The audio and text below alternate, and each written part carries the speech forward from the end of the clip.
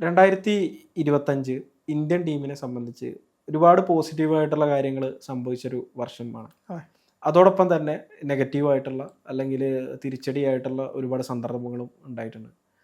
ആദ്യമായിട്ട് 2025 Indian cricket team ഒരു match അല്ലെങ്കിൽ 2025 തുടങ്ങിയത് ഓസ്ട്രേലിയക്കെതിരെ നടന്നുകൊണ്ടിരിക്കുന്ന ബോർഡർ ഗവാസ്കർ ട്രോഫിയിലെ അവസാനത്തെ ടെസ്റ്റ് മത്സരത്തോടു കൂടിയാണ് തുടങ്ങിയത്. ആ മത്സരത്തിൽ ഇന്ത്യ പരാജയപ്പെടുന്ന ഒരു സാഹചര്യം ഉണ്ടായത്. ഓസ്ട്രേലിയ 6 വിക്കറ്റിന് വിജയിക്കുന്നു. അത് കഴിഞ്ഞ് ഇന്ത്യയുടെ ഇത് ഇപ്പോൾ ഇംഗ്ലണ്ടിനെതിരെ ഒരു ടെസ്റ്റ് പരമ്പര വന്നിട്ടുണ്ടായിരുന്നു. അത് എവേ പരമ്പരയായിരുന്നു. 2-2 സമനില പിടിച്ച് വലിയ രീതിയിലൊരു പോസിറ്റീവായിട്ടുള്ള ഇത് അതൊരു വലിയ മാറ്റം കൂടിയായിരുന്നു. അതെ, തീർച്ചയായിട്ടും. അത് കഴിഞ്ഞിട്ട് വെസ്റ്റ് ഇൻഡീസിനെതിരെ ഒരു ടെസ്റ്റ് പരമ്പര 2-0 വിജയിക്കുന്നുണ്ട്. പക്ഷേ സൗത്ത് ആഫ്രിക്കയ്ക്കെതിരെയുള്ള ടെസ്റ്റ് പരമ്പര ഇന്ത്യ പരാജയപ്പെടുന്ന ഒരു സാഹചര്യമാണ് ഉണ്ടായത്. ചുരുക്കി പറഞ്ഞു കഴിഞ്ഞാൽ ടെസ്റ്റ് ക്രിക്കറ്റിൻ്റെ ഒരു ചുരുക്കത്തിൽ 2025 ഇന്ത്യൻ ടീമിൻ്റെ ടെസ്റ്റ് ക്രിക്കറ്റ് എങ്ങനെയായിരുന്നു ചോദിച്ചു കഴിഞ്ഞാൽ ഇതാണ് പറയാനുള്ളത്. ഏറ്റവും പോസിറ്റീവായിട്ടുള്ള കാര്യം തീർച്ചയായിട്ടും ഇംഗ്ലണ്ടിൽ പോയിട്ട് ഒരു യുവനിര പോയിട്ട് അവരുമായിട്ട് 2-2 സമനില പിടിച്ചത് തന്നെയാണ്. നെഗറ്റീവായിട്ടുള്ള കാര്യങ്ങൾ നോക്കുകയാണെങ്കിൽ ദക്ഷിണാഫ്രിക്കയ്ക്കെതിരെയുള്ള പരമ്പര, ഈ പറയുന്ന ഓസ്ട്രേലിയക്കെതിരെയുള്ള പരമ്പരയിലെ അവസാന മത്സരം 2025 അവസാന മത്സരം പരമ്പര തന്നെ ഇന്ത്യക്ക് നഷ്ടമായിരുന്നു. അതിൽ അവസാന മത്സരം തീർച്ചയായിട്ടും അതെ തുടക്കം തന്നെ തോൽവിയോട് കൂടിയായിരുന്നു. പിന്നെ പോസിറ്റീവായിട്ടുള്ള ഘടകങ്ങൾ പറയുകയാണെങ്കിൽ ഇന്ത്യനെ സംബന്ധിച്ച് ഏകദിന ഫോർമാറ്റിൽ നടന്ന ICC ചാമ്പ്യൻസ് ട്രോഫി നേടിയതും അതുപോലെ തന്നെ ഏഷ്യ കപ്പ് നേടിയതും T20 പരമ്പരകളിൽ കാഴ്ചവെക്കുന്ന ഒരു മികച്ച പെർഫോമൻസും അതുപോലെ തന്നെയാണ് ഏകദിന പരമ്പരയിൽ കാഴ്ചവെക്കുന്ന ദക്ഷിണാഫ്രിക്കയ്ക്കെതിരെ നടന്ന ഏകദിന പരമ്പര, ഇംഗ്ലണ്ടിനെതിരെ നടന്ന പരമ്പര തോറ്റതെന്ന് പറയുമ്പോൾ ഓസ്ട്രേലിയക്കെതിരെ അവരുടെ നാട്ടിൽ ഏകദിന പരമ്പര പരാജയപ്പെടുന്ന ഒരു സാഹചര്യമാണ് ഉണ്ടായത്. പക്ഷേ ഇതൊക്കെയാണ് ഇന്ത്യയുടെ ഒരു വർഷം മൊത്തത്തിൽ ഉള്ളത്. നമുക്ക് ഓരോ പരമ്പരകളും വെച്ച് നമുക്ക് സംസാരിക്കാം. അതുപോലെ തന്നെ ഇന്ത്യക്ക് വേണ്ടിയിട്ട് ഏറ്റവും നല്ല പെർഫോമൻസ് കാഴ്ചവെച്ച താരങ്ങളെ കുറിച്ചിട്ടൊക്കെ നമുക്ക് സംസാരിക്കാം. തീർച്ചയായും ഇപ്പോൾ പറഞ്ഞാൽ തന്നെ നമുക്ക് ഇന്ത്യൻ ക്രിക്കറ്റിൻ്റെ 2025 പറയുമ്പം ഞാൻ ടെസ്റ്റ് ക്രിക്കറ്റിനെ മാറ്റി നിർത്താമെന്നാണ് എനിക്ക് തോന്നുന്നത്. കാരണം മറ്റ് 2 ക്രിക്കറ്റിൽ നമുക്ക് 2 മേജർ ട്രോഫികൾ, മേജർ ഇവൻറ്റുകൾ നമുക്ക് വിജയിക്കാൻ വേണ്ടി പറ്റിയിട്ടുണ്ട്. ടെസ്റ്റ് ക്രിക്കറ്റിൽ ഈ പറഞ്ഞ പോലെ തന്നെ ഒറ്റനോട്ടത്തിൽ ഈ കഴിഞ്ഞ മത്സരം വെച്ച് നോക്കുമ്പോൾ അങ്ങനെ തള്ളിപ്പറയാൻ പറ്റില്ലെങ്കിലും ആ ടീമിൻ്റെ ഒരു വലിയൊരു ട്രാൻസിഷൻ സ്റ്റേജിൽ അത്ര എന്തായിരുന്നു ഇന്ത്യൻ ടീം, ആ ഒരു ഒരു ആധിപത്യം ലോക ക്രിക്കറ്റിൽ ഇപ്പോൾ ഉണ്ടോ എന്ന് സംശയമാണ്. ടെസ്റ്റ് ചാമ്പ്യൻഷിപ്പിലായാലും മറ്റേതും വരുമ്പോൾ നമുക്ക് ഇന്ത്യൻ ടീമിൻ്റെ ഒരു ഇത് നമുക്ക് മനസ്സിലാക്കാൻ വേണ്ടി പറ്റും. അതിൽ സൈഫ് പറഞ്ഞാൽ തന്നെ ഇംഗ്ലണ്ടിൽ പോയിട്ട് ആവേശം ഒരു യുവനിര പിടിച്ചാണ്. ഈ മറ്റൊരു തലത്ത് നോക്കുമ്പം ഈ അവസാനത്തിൽ വെച്ച് നോക്കുമ്പോൾ ഈ ടീം എങ്ങനെയാണ് അവിടെ ജയിച്ചതിന് ഇപ്പോൾ അത്ഭുതപ്പെടേണ്ട ഒരു അവസ്ഥയിലും കൂടിയാണ് ടെസ്റ്റ് ക്രിക്കറ്റ് നിൽക്കുന്നത്. പക്ഷേ ഏകദിന ക്രിക്കറ്റിലേക്കായാലും T20 ക്രിക്കറ്റിലേക്കായാലും ഇന്ത്യക്ക് ഒരുപാട് നേട്ടങ്ങൾ നേടാൻ വേണ്ടി പറ്റിയിട്ടുണ്ട്. അതിൽ സീനിയർ താരങ്ങൾ ഇപ്പം 2 പേര് നമുക്കറിയാം ടെസ്റ്റിനും T20നും വിരമിച്ച 2 താരങ്ങൾ ഏകദിനത്തിൽ മാത്രമേ കളിക്കുന്നുള്ളൂ. അവരെ മത്സരം കാണാൻ വേണ്ടിയിട്ട് നമ്മൾ കാത്തിരുന്നൊരു വർഷം കൂടിയായിരുന്നു അത്. ഓസ്ട്രേലിയയിൽ പോയി കളിച്ചതായാലും തിരിച്ച് ഹോം സീരീസ് കളിക്കുമ്പോഴായാലും വിരാട് കോഹ്ലിയും രോഹിത് ശർമ്മയും 2 മുൻ നായകന്മാർ, 2 ഇതിഹാസങ്ങളുടെ താരങ്ങളുടെ പ്രകടനം അത് ഒരൊറ്റ ഫോർമാറ്റിൽ മാത്രം ഒതുങ്ങിപ്പോയ ഒരു വർഷത്തിൽ അവരത് മികച്ച രീതിയിൽ ഇപ്പം എനിക്ക് തോന്നുന്നു ടെസ്റ്റ് ഏകദിന ക്രിക്കറ്റിൽ ഇന്ത്യയുടെ ടോപ്പ് സ്കോറർ വിരാട് കോഹ്ലി തന്നെയാണ് ഈ വർഷം എന്ന് എനിക്ക് തോന്നുന്നത്. ആ രീതിയിലേക്ക് അവർ 2 പേരും പിടിച്ചുകൊണ്ട് പോകുന്നുണ്ട്. അതിനോടൊപ്പം തന്നെയാണ് പറയുന്നത് നമുക്ക് ചാമ്പ്യൻസ് ട്രോഫി ആ ഒരു വലിയൊരു സ്ക്വാഡ്.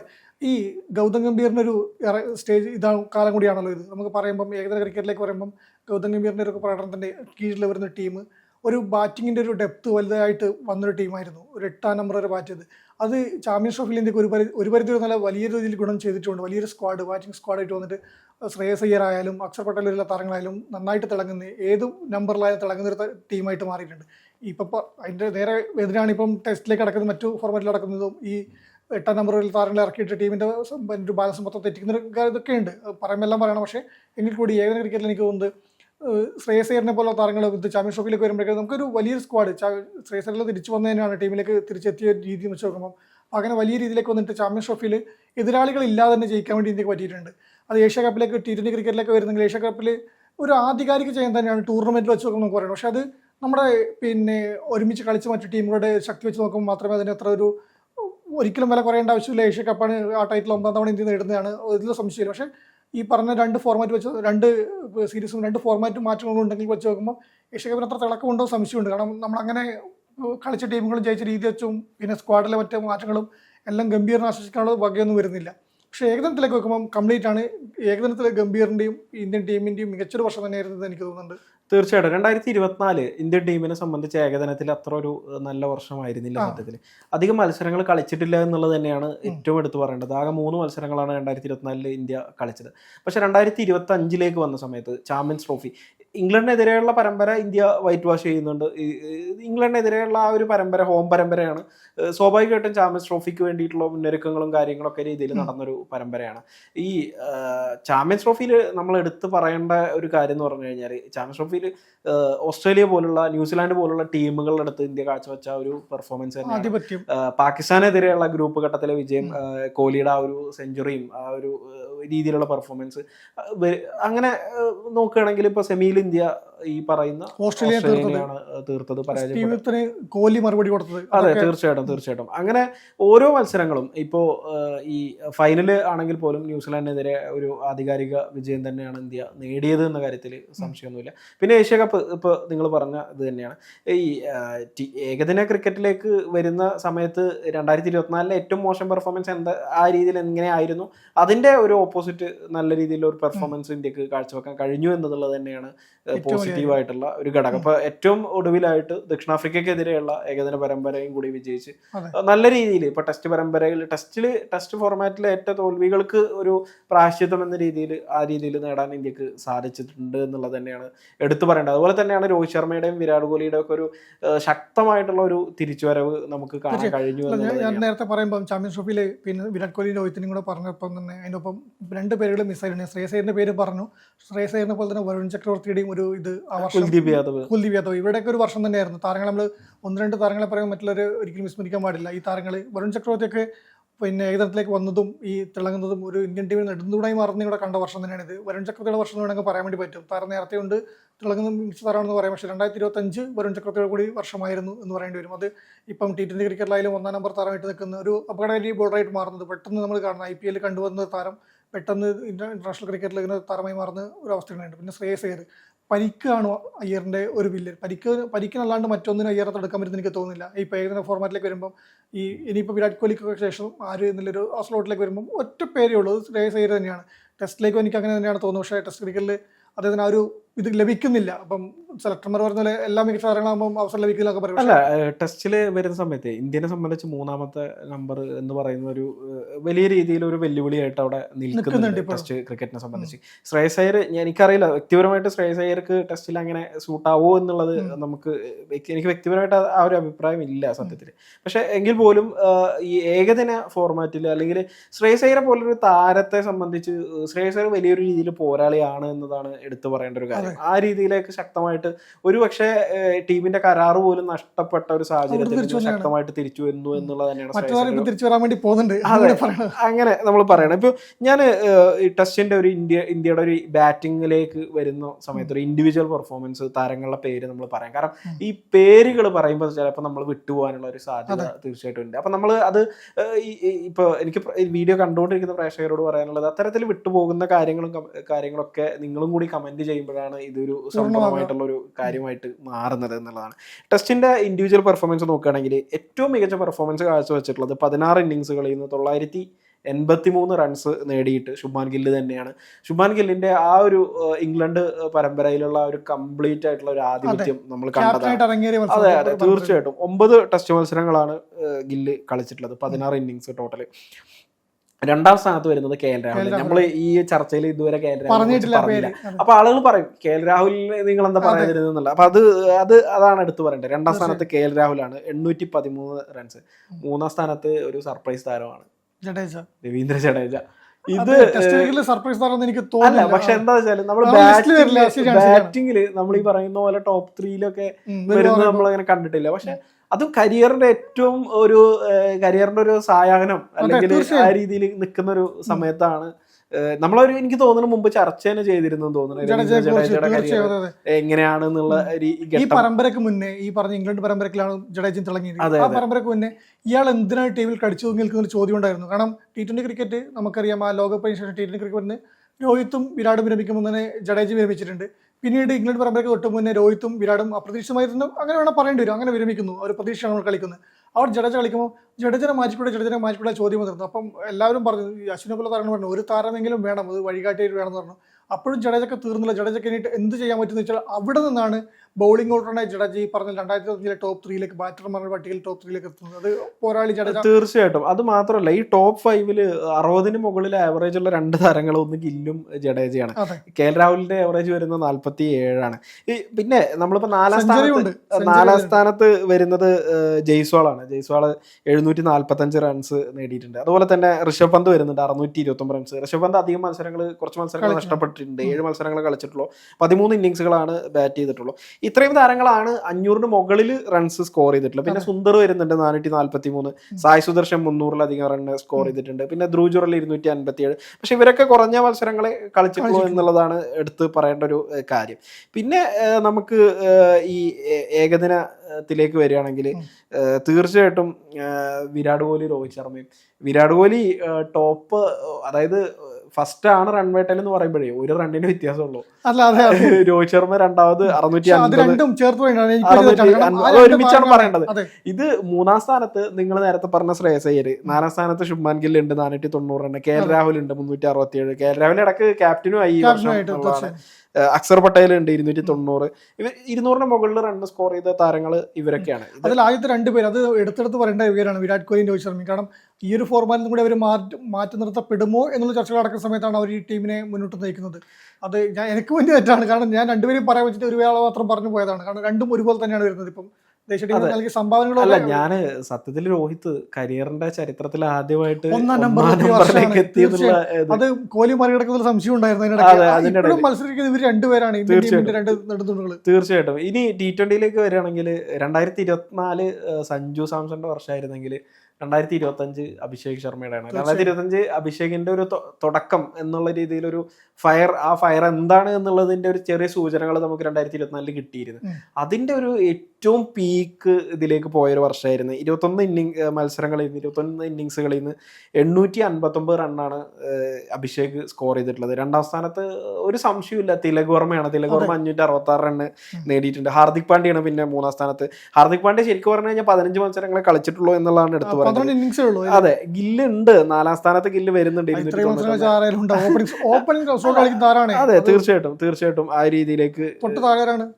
തൊട്ട് താഴെ സഞ്ജു സാംസണാണ്. അത് സഞ്ജു ഈ പറഞ്ഞ എത്ര ഇന്നിങ്സ് മാറ്റുണ്ടാവില്ല, ഇന്നിങ്സുകൾ കുറവാണ് എന്നുള്ളത്. 4-5 ഇന്നിങ്സ് കുറവാണെന്ന് എനിക്ക് തോന്നുന്നു സഞ്ജു ഗില്ല് വെച്ച് നോക്കുമ്പോൾ. അപ്പൊ റണ്ണിൽ വ്യത്യാസം ഉണ്ടാവും ചെയ്യില്ല. കാരണം മധ്യനിരയെ കൊണ്ടിടുന്നു, 8-ാം നമ്പർ കളിക്കാൻ പറഞ്ഞു, 1 ഡൗൺ കൊണ്ട് കളിപ്പിക്കുന്നു, ഓപ്പണിംഗ് കളിച്ച് താരത്തെ കൊണ്ട് അങ്ങോട്ട് ഓടിപ്പിച്ചാണ്. പക്ഷെ അവസാനം ആകുമ്പോഴേക്ക് ലോകകപ്പ് ടീമിലേക്ക് സഞ്ജു എത്തുന്നു, ഗില്ല് പുറത്താവുന്നു. അത് മറ്റൊരു കാവ്യനീതി. തീർച്ചയായിട്ടും. അതുപോലെ തന്നെയാണ് ഇപ്പോൾ ടെസ്റ്റില് ഇന്ത്യക്ക് വേണ്ടിയിട്ട് ഏറ്റവും കൂടുതൽ സെഞ്ചുറി ഒക്കെ നേടിയത് ഗില്ലാണ്. ഏകദിനത്തിലാണെങ്കിൽ അത് വിരാട് കോഹ്ലിയാണ്. വിരാട് കോഹ്ലി പാകിസ്ഥാനെതിരെ ഒരു സെഞ്ചുറി ചാമ്പ്യൻസ് ട്രോഫിയിൽ നേടിയിട്ടുണ്ട്. അത് എടുത്തു പറയേണ്ട ഒരു ഇന്നിങ്സ് തന്നെയാണ്. അതുപോലെ തന്നെ T20യിൽ ഇന്ത്യക്ക് ഈ വർഷം ആകെ ഒരൊറ്റ സെഞ്ചുറി വന്നിട്ടുള്ളൂ. കഴിഞ്ഞ വർഷം സഞ്ജുവിന് 3 സെഞ്ചുറി 2024. അത് അഭിഷേകാണ് ഒരു സെഞ്ചുറി നേടിയത്, ഇംഗ്ലണ്ടിനെതിരെ 135 റണ്ണ് നേടിയത്. അപ്പൊ അങ്ങനെ മൊത്തത്തിൽ ഇപ്പൊ നമ്മൾ ബാറ്റിങ്ങിന്റെ കാര്യമാണ് പറഞ്ഞതെങ്കിൽ വിക്കറ്റുകളുടെ കാര്യം കൂടി നമുക്കൊന്ന് നോക്കാം, ഒന്ന് പറയാം. ഇന്ത്യക്ക് വേണ്ടി ടെസ്റ്റിൽ ഏറ്റവും കൂടുതൽ വിക്കറ്റ് ഈ വർഷം വീഴ്ത്തിയത് സിറാജാണ്, 43 വിക്കറ്റുകൾ. ബുംറ 31, രവീന്ദ്ര ജഡേജ 25. രവീന്ദ്ര ജഡേജ അവിടെ ഞാൻ പറയുന്നത് ഇപ്പൊ ചോദിക്കാണ് best test cricketer of the year ഇന്ത്യയുടെ 2025 ഞാൻ ജഡേജ എന്ന് പറയും. കാരണം കംപ്ലീറ്റ് ആണ്, എല്ലാ തരത്തിലും കോൺട്രിബ്യൂട്ട് ചെയ്യുന്നത്. അല്ല, ഗില്ലാണോ ജഡേജയാണോ എന്നുള്ള സംശയം ഉണ്ടാവും തീർച്ചയായിട്ടും. അല്ല, ഞാൻ പറയാ റണ്ണ് കാണുമ്പോഴേ ആ ഇത് കാണുമ്പോൾ, കാരണം ഗില്ല് ടോപ്പ് ഇപ്പോ എല്ലാ ടീമുകളും വെച്ച് നോക്കുകയാണെങ്കിലും ടോപ്പ് സ്കോററാണ് ടെസ്റ്റില്. പക്ഷെ ജഡേജ തീർച്ചയായിട്ടും ആ രീതിയിലേക്ക് 2 ഇതിലകത്തും ബാറ്റിങ്ങിലും ബോളിങ്ങിലും ഒരു ഓൾറൗണ്ടർ എന്താണോ എന്നുള്ള രീതിയിൽ കൃത്യമായിട്ട് ജഡേജ, നമുക്കറിയാം ലോർഡ്സിലെ ആ ഒരു പോരാട്ടമൊക്കെ നമുക്ക് ഓർമ്മയുണ്ട്. അത് അത്തരം കാര്യങ്ങൾ ആ രീതിയിലേക്ക് നല്ല രീതിയിൽ പെർഫോമൻസ് ജഡേജയുടെ ഭാഗത്തുനിന്ന് വരുന്നുണ്ട്. പിന്നെ കുൽദീപ് യാദവ് വരുന്നുണ്ട് 20 വിക്കറ്റുകൾ. അതുപോലെ തന്നെ പ്രസീദ് വരുന്നുണ്ട് 20 വിക്കറ്റൊക്കെ ആയിട്ട്. ഇതൊക്കെയാണ് നമ്മൾ ടെസ്റ്റിൽ വരുന്നതെങ്കിൽ ഏകദിനത്തിൽ ഇന്ത്യക്ക് വേണ്ടിയിട്ട് 2025 ഏറ്റവും കൂടുതൽ വിക്കറ്റ് വീഴ്ത്തിയത് ഹർഷിത്താണ്. 20 വിക്കറ്റ് വീഴ്ത്തിയിട്ടുണ്ട്. കുൽദീപ് യാദവ് 19 വിക്കറ്റ്. കുൽദീപ് യാദവാണ്. ജഡേജ ഉണ്ട് കേട്ടോ 3ാമത്. ജഡേജ അധികം മത്സരങ്ങൾ കളിച്ചിട്ടില്ല, 10 മത്സരങ്ങൾ കളിച്ചിട്ടുണ്ട് ജഡേജ. ശരി, മറ്റുള്ളവർ കളിച്ചിട്ടുള്ളത് 11 മാച്ചാണെങ്കിൽ 10 മത്സരങ്ങൾ ജഡേജ കളിച്ചിട്ടുണ്ട്. 12 വിക്കറ്റ് ജഡേജ വീഴ്ത്തിയിട്ടുണ്ട്. 3-ാം സ്ഥാനത്ത് അവിടെയുണ്ട് ജഡേജ. പിന്നെ T20യിലേക്ക് വിക്കറ്റുകളുടെ കാര്യം പറയുമ്പോൾ ഒറ്റ പേരേ ഉള്ളൂ, വരുൺ ചക്രവർത്തി ഉണ്ടാക്കിയ അതെ ലോക 1-ാം നമ്പർ താരമായിട്ടൊക്കെ വളർന്ന് ഒരു ഇന്ത്യൻ ക്രിക്കറ്റില് T20 വരുൺ ചക്രവർത്തി ഉണ്ടാക്കുന്ന, എനിക്ക് വരുൺ ചക്രവർത്തിയുടെ കാര്യം പറയുമ്പോഴേ നമ്മള് മറ്റേ ഇവനൊക്കെ ഓർമ്മ വരുന്നത്, ഹാരി ബ്രൂക്കിനൊക്കെയാണ് ഓർമ്മ വരുന്നത്. മഞ്ഞുള്ളതുകൊണ്ട് പന്ത് കണ്ടില്ല എന്നൊക്കെ പറഞ്ഞിട്ടുള്ള അതെ അതെ അതെ അതെ അതെ ആ രീതിയിൽ അങ്ങനെ ഒരുപാട് രസകരമായിട്ടുള്ള ഇൻസിഡന്റുകളും വന്നിട്ടുണ്ട്. അതെ അതെ ഇത് എനിക്ക് തോന്നുന്നു വരും ദിവസങ്ങളിൽ സംസാരിക്കാൻ ഒരുപാട് വിഷയങ്ങൾ ഉണ്ടെന്ന് തോന്നുന്നു. കുൽദീപ് യാദവ് ഉണ്ട് 21 വിക്കറ്റ്, അക്സർ പട്ടേൽ ഉണ്ട്, അർഷ്ദീപ്, അവിടെയും ബുംറ വന്നിട്ടുണ്ട് 14 വിക്കറ്റ്. അങ്ങനെ മൊത്തത്തിൽ നോക്കുകയാണെങ്കിൽ ഇന്ത്യൻ ക്രിക്കറ്റിനെ സംബന്ധിച്ച് ഒരു ടെസ്റ്റ് ഫോർമാറ്റിലാണ് നമുക്ക് ചില തിരിച്ചടികളൊക്കെ ഏറ്റുവാങ്ങേണ്ടി വന്നത്. ഏകദിനാണെങ്കിലും T20 ആണെങ്കിലും വളരെ ശക്തമായിട്ട് ഒരുപാട് പോസിറ്റീവായിട്ടുള്ള കാര്യങ്ങൾ ഇന്ത്യൻ ടീമിനെ സംബന്ധിച്ച് സംഭവിച്ചിരുന്നു. അപ്പോൾ അതിൻ്റെ ഒരു പോസിറ്റിവിറ്റിയോട് കൂടിയിട്ട് ഇനി റെസ്റ്റ് എടുക്കാനൊന്നും സമയമില്ല. ഒരു 11 ദിവസം കഴിഞ്ഞാൽ ജനുവരി 11 ഇന്ത്യക്ക് ന്യൂസിലാൻഡിനെതിരെ ഏകദിന പരമ്പര വരികയാണ്. രോഹിത്തിൻ്റെയും വിരാട് കോഹ്ലിയുടെയും പെർഫോമൻസ് ആണ് നമ്മൾ കാത്തിരിക്കുന്നത്. അത് കഴിഞ്ഞിട്ട് T20 പരമ്പര വരുന്നുണ്ട്. സഞ്ജുവിൻ്റെ, അഭിഷേകിൻ്റെ ഒക്കെ പെർഫോമൻസ്, തിലകിൻ്റെയും സൂര്യകുമാർ യാദവിൻ്റെ ഒക്കെ തിരിച്ചുവരവൊക്കെ നമ്മൾ ആഗ്രഹിക്കുന്നുണ്ട്. അത് കഴിഞ്ഞിട്ട് T20 വേൾഡ് കപ്പ് വരുന്നുണ്ട്. അപ്പോൾ ചുരുക്കി പറഞ്ഞു കഴിഞ്ഞാൽ ഒരു ഏറ്റവും ഒരു പോസിറ്റീവായിട്ട് ഉള്ള ഒരു രീതിയിൽ തന്നെയാണ് പോസിറ്റീവായിട്ടുള്ളത്. പക്ഷെ ടെസ്റ്റിലേറ്റ തിരിച്ചടികൾക്ക് ഇന്ത്യക്ക് തിരിച്ചുവരവ് ആവശ്യമാണ്. കുറച്ച് കഴിഞ്ഞിട്ടാണ് ഇന്ത്യക്ക് ടെസ്റ്റ് മത്സരങ്ങൾ ഉള്ളൂ, കുറച്ച് കാത്തിരിപ്പുണ്ട്. അതിന്റെ മുമ്പ് ഈ പറയുന്ന പ്രശ്നങ്ങളൊക്കെ പരിഹരിക്കാൻ ഇന്ത്യക്ക് പറ്റും എന്നാണ് പ്രതീക്ഷിക്കുന്നത്. പറ്റട്ടെ. 3-ാമത്തെ നമ്പറിലേക്ക് ഒരു ഇപ്പോഴും ആ ഒരു 3-ാമത്തെ നമ്പറിലൊരു അതെ അങ്ങനെ ഒരു വിഷയം അവിടെ നിൽക്കുന്നുണ്ട് എന്നുള്ളത് തന്നെയാണ് എടുത്തു പറയേണ്ടത്. പിന്നെ ഞാൻ ഒരു കാര്യം, ഇതെല്ലാം പറയുമ്പോഴും ഒരു കാര്യം നമുക്ക് പറയാതിരിക്കാൻ പറ്റില്ല. ഇന്ത്യക്ക് ഏഷ്യ കപ്പ് കൊടുത്തോ കൊടുത്തില്ല എന്നുള്ളത് നമുക്ക് ഇതുവരെ അറിയില്ല. കഷ്ടപ്പെട്ട് അതെ അതെ അത് കഴിഞ്ഞിട്ട് വീണ്ടും ഇന്ത്യക്ക് അവിടെ സാധ്യതകൾ ഉണ്ടായിരുന്നു. ഇപ്പൊ റേസിംഗ് സ്റ്റാർസ് ഇതിനകത്ത് ഒക്കെ ഉണ്ടായിരുന്നു. പക്ഷെ അത് പ്രതീക്ഷിച്ച പോലെ നമുക്ക് അതുപോലെ തന്നെ അണ്ടർ-19 ഏഷ്യ കപ്പ് പ്രതീക്ഷിച്ച പോലെ. പിന്നെ ഇന്ത്യൻ ക്രിക്കറ്റിനെ കുറിച്ച് നമ്മൾ വളരെ ഇതായിട്ട് പറയുകയാണെങ്കിൽ വനിതാ ക്രിക്കറ്റിനെ കൂടി നമ്മൾ മെൻഷൻ ചെയ്ത് പോകണം. ലോകകപ്പ് നേടിയ വർഷമാണ്. അതൊരു ചരിത്രം തന്നെയായിരുന്നു. നമ്മളെല്ലാവരും വലിയ രീതിയിൽ നമ്മളിപ്പോൾ സത്യത്തിൽ നമ്മൾ മെൻസ് ക്രിക്കറ്റിനെ ഫോക്കസ് ചെയ്തിട്ടാണ് കൂടുതൽ സംസാരിക്കാറുള്ളത് പലപ്പോഴും. പക്ഷെ ഈ ഒരു ചർച്ചക്കിടയിൽ പിന്നെ ഈ വനിതാ ക്രിക്കറ്റ് മൊത്തത്തിലെ കുറച്ചൊരു മാറിയൊരു നമ്മളിത് പറയുമ്പം ഈ പിന്നെ കൂടിച്ച് പറയണം, നമ്മൾ മെൻസ് ക്രിക്കറ്റ് മാത്രമല്ല, നമ്മൾ ഷഫാലിനെയും ദീപ്തിനെയും എല്ലാം സ്പെഷ്യൽ സ്റ്റോറി ചെയ്തിരുന്നു. ആ ക്രിക്കറ്റ് നമ്മൾ അതുപോലെ തന്നെ ഫോളോ ചെയ്തു. നമ്മൾ ഈ വിഷയം കൂടുതലായി സംസാരിച്ചിരുന്നു. നമ്മളിപ്പോ ലാസ്റ്റ് പറയുമ്പോൾ നമ്മൾ ഫോക്കസ് അല്ല നമ്മൾ ഈ വർഷം റിവ്യൂവിന്റെ കാര്യത്തിൽ എനിക്ക് തോന്നുന്നു നമുക്ക് വേറൊരു വീഡിയോ ക്രിക്കറ്റിനെ കുറിച്ചിട്ട് സംസാരിക്കാം എന്നാണ് തോന്നുന്നത്. ഏറ്റവും വലിയൊരു അച്ചീവ്മെന്റ് വർഷമാണ്. അതെ തീർച്ചയായിട്ടും. വിമൻസ് ക്രിക്കറ്റ് തന്നെ മാറിയ ഒരു വർഷം കൂടിയാണ്. ഒരുപാട് പോസിറ്റീവായിട്ടുള്ള ഘടകങ്ങൾ അത് ഇന്ത്യനെ സംബന്ധിച്ച് മാത്രമല്ല ടോട്ടൽ ഒരുപാട് പോസിറ്റീവായിട്ടുള്ള കാര്യങ്ങൾ സംഭവിച്ചൊരു വർഷം കൂടിയാണ്. എന്തായാലും നല്ല രീതിയിൽ ഇന്ത്യക്ക് ഈ ഒരു വർഷം അവസാനിച്ചിട്ടുണ്ട്. ഈ 2 ടൈറ്റിലും അടുത്ത വർഷത്തെ ലോകകപ്പ് നല്ലൊരു തുടക്കം കിട്ടും. കഴിഞ്ഞ വർഷത്തെ പോലെയല്ല, നല്ലൊരു തുടക്കം തന്നെ കിട്ടും എന്നാണ് പ്രതീക്ഷിക്കുന്നത്. കഴിഞ്ഞ വർഷം ഓസ്ട്രേലിയ ആയിരുന്നു നമ്മുടെ ആദ്യ എതിരാളികളെങ്കിൽ ഇത്തവണ ന്യൂസിലാൻഡാണ്, അയൽക്കാരാണ്. എന്തായാലും അതെ അല്ല നമ്മുടെ അയൽക്കാരല്ല, എതിരാളികൾ അയൽക്കാരാണെന്നാണ് ഞാൻ ഉദ്ദേശിച്ചത്. അതെ എന്തായാലും ഒരു നല്ല പെർഫോമൻസ് തന്നെ വരട്ടെ. T20 ലോകകപ്പാണ് നമ്മൾ കാത്തിരിക്കുന്ന ഒരു ടൂർണമെന്റ്. മികച്ച പ്രകടനം തന്നെ ഇന്ത്യ കാഴ്ച വൈഭവിന് ദേശീയ കാണാൻ വരട്ടെ. തീർച്ചയായിട്ടും അങ്ങനെ ഒരു കാര്യം കൂടി ഉണ്ട്. നമ്മുടെ ഈ T20 സെഞ്ചുറി എന്ന് പറയുമ്പോൾ ഇന്റർനാഷണൽ അല്ലെങ്കിലും അഭിഷേകിന്റെ സെഞ്ചുറിയാണ് നമ്മൾ പറഞ്ഞത്. പിന്നെ അതല്ലാതെ ഒരു സെഞ്ചുറി അടിച്ചത് വൈഭവ് സൂര്യവംശിയാണ്. അത് ഇന്ത്യ A ടീമിന് വേണ്ടിയിട്ടായിരുന്നു. അതെടുത്ത് പറയേണ്ടതാണ് T20 സെഞ്ചുറി. അതെ അതെ ഒരുപാട് സെഞ്ചുറികൾ വൈഭവ് ഏതൊക്കെ ഫോർമാറ്റ് ടൂർണമെന്റിലാണ് സെഞ്ചുറി അടിക്കുന്നത്. മഴ പെയ്തില്ല കഴിഞ്ഞ ദിവസം. അതെ അതെ എന്തായാലും നല്ലൊരു വർഷം തന്നെ ആവട്ടെ. അടുത്ത വർഷം 2026 ഇന്ത്യൻ ടീമിനെ സംബന്ധിച്ചൊരു നല്ല വർഷം ആകട്ടെ എന്ന് നമുക്ക് ആശംസിക്കാം. സമയം മലയാളം വാർത്തകൾ ഇനി ടൈംസ് ഓഫ് ഇന്ത്യ സൂപ്പർ ആപ്പിലും. ഇതിനായി പ്ലേ സ്റ്റോറിൽ നിന്നോ ആപ്പ് സ്റ്റോറിൽ നിന്നോ times of India app install ചെയ്യൂ. മലയാളം ഭാഷ തിരഞ്ഞെടുക്കൂ. വാർത്തകൾ ആസ്വദിക്കാം. എല്ലാം ഇനി സമയത്തിൽ.